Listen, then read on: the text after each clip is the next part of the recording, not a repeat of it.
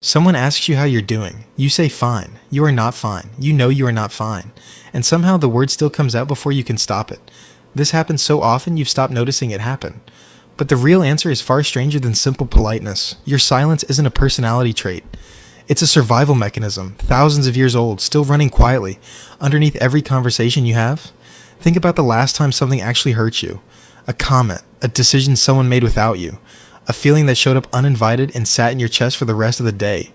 Did you say it out loud? Probably not. Most people don't.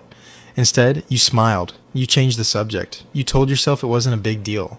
Why does the body do this? Why, when the truth is sitting right there in your throat, does it so often refuse to leave? Start with the face. Psychologist Paul Ekman spent decades studying human expression, and one of his most striking findings was how briefly true emotion appears before it gets covered up. A flash of hurt, anger, or fear can cross a face in less than half a second. Then, almost instantly, something else replaces it. A polite smile, a neutral stare. Ekman called these fleeting signals micro-expressions, and what they reveal is unsettling. Your body tells the truth first. Your mind edits it almost immediately after. That editing isn't random, it's trained. Somewhere early in your life, you learned that certain feelings were not safe to show. Maybe a parent got tense when you cried. Maybe anger in your house meant danger, so you learned to swallow yours before it grew loud enough to notice. Maybe you learned that needing something made you a burden, so you stopped asking. None of this required a lesson plan. Children are extraordinary pattern detectors. They don't need to be told the rule. They just need to watch what happens once, twice, 3 times, and the rule writes itself. By adulthood, this rule doesn't feel like a rule anymore. It feels like who you are. Quiet, easygoing, low maintenance. Someone who doesn't make a big deal out of things. But underneath that description is a nervous system that learned, a long time ago, that expression carries risk. And nervous systems do not forget lessons about risk. They carry them forward, long after the original danger is gone. This is where the story gets older than childhood. Much older. For most of human history, you did not live alone. You lived in small, tightly bound groups, dependent on each other for food, protection, and survival itself. Being cast out of the group wasn't an inconvenience. It was close to a death sentence. No modern equivalent quite captures it. Losing a job, ending a friendship, being embarrassed at a party. All of it draws from the same ancient alarm system, tuned over tens of thousands of years, to treat social rejection as a genuine threat to survival. Your brain still runs on that ancient software.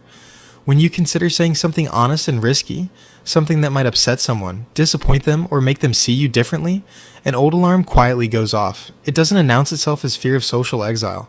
It just feels like a tight chest, a hesitation, a voice inside saying, maybe don't.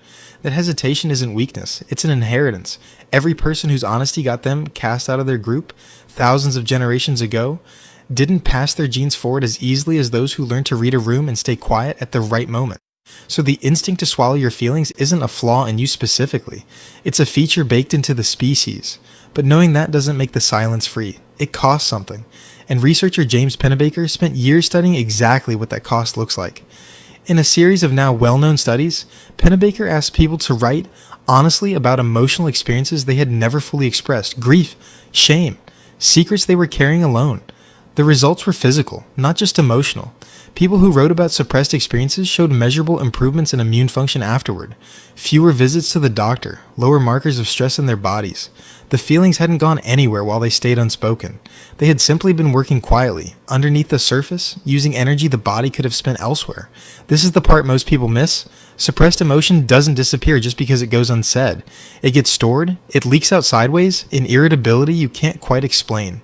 In exhaustion after conversations that shouldn't have been tiring, in a strange heaviness that arrives with no clear cause. You start to feel like something is wrong with you, but nothing is wrong with you. Something is simply unfinished. There's a particular kind of couple that researcher John Gottman became known for identifying. Not the couples who fight the most, the ones who go quiet. Gottman spent decades observing relationships, and one of his clearest warning signs for a relationship in trouble wasn't conflict at all. It was withdrawal, one partner shutting down mid-conversation. Stonewalling, he called it, a wall going up exactly where honesty was needed most. And what he found was that couples who stayed quiet and keep the peace were often in more danger than couples who argued. Conflict, it turns out, can be a sign that two people still believe the truth is worth saying. Silence can be the sign that they've quietly given up on being understood. Here's the strange part. The silence usually isn't chosen in the moment. It's not really a decision at all. By the time you're in the conversation, the calculation has already happened. faster than conscious thought, somewhere underneath your awareness. Will this be safe? Will they be upset? Will this change how they see me? The nervous system runs these questions in milliseconds, and if the answer leans even slightly toward danger, the words simply don't come. Not because you're weak, because some ancient part of you decided, correctly or not, that staying quiet was the safer bet. So what happens when you go looking for the feeling you swallowed? Often, you can't quite find it right away. It's not sitting there neatly labeled, waiting to be spoken. It's vague. A tightness. A low hum of discomfort with no clear edges. This is what some researchers call alexithymia, a difficulty identifying and naming your own internal states. It isn't a rare disorder locked away in clinical textbooks. It exists on a spectrum, and most people carry a little of it, especially if their emotional expression was discouraged early in life. You can feel something is happening inside you without having any language ready for what it actually is. This is why expressing yourself sometimes feels less like speaking and more like translating. You're not simply saying a feeling out loud. You're first hunting for it, turning it over, trying to find words for a sensation that never had words attached to it. No wonder it feels exhausting. No wonder silence at times feels like the only available option. But here's the reframe worth sitting with. The instinct to stay quiet was never designed to protect your happiness. It was designed to protect your place in the group at almost any cost, including the cost of being fully known. That trade made sense when the group's approval was tied to survival itself. Today, in most of your relationships, it usually isn't. Your friend, your partner, your colleague, they are not the ancient tribe deciding whether you eat tonight. Your nervous system, however, has not fully caught up to that distinction. It still reacts as though the stakes are just as high as they once were. Expression isn't really about courage in the way people usually imagine it. It's about updating an old alarm system with new information. It's about noticing the tightness in your chest, naming it instead of swallowing it, and discovering slowly that the group does not dissolve the moment you tell the truth. Sometimes the opposite happens. People lean in. They say, "I didn't know you felt that way. Thank you for telling me." And the ancient alarm, just slightly, begins to recalibrate. This doesn't happen all at once. It happens one honest sentence at a time, in low-stakes moments long before the high-stakes ones. Telling someone a small preference instead of going along with theirs. Naming a minor irritation instead of letting it pass unspoken. Each time you do this and the group doesn't disappear, doesn't reject you, doesn't punish you, the old alarm gets a small piece of updated evidence. Over time, that evidence adds up to something new. Not fearlessness, just a slightly quieter alarm. So the next time someone asks how you're doing and fine is already halfway out of your mouth, pause there for 1 second. Not to perform vulnerability, not to overshare, just to notice what's actually happening underneath the automatic answer. That pause is not a flaw in your personality. It's an ancient survival response, quietly running its old calculations in a world that rarely asks it to anymore.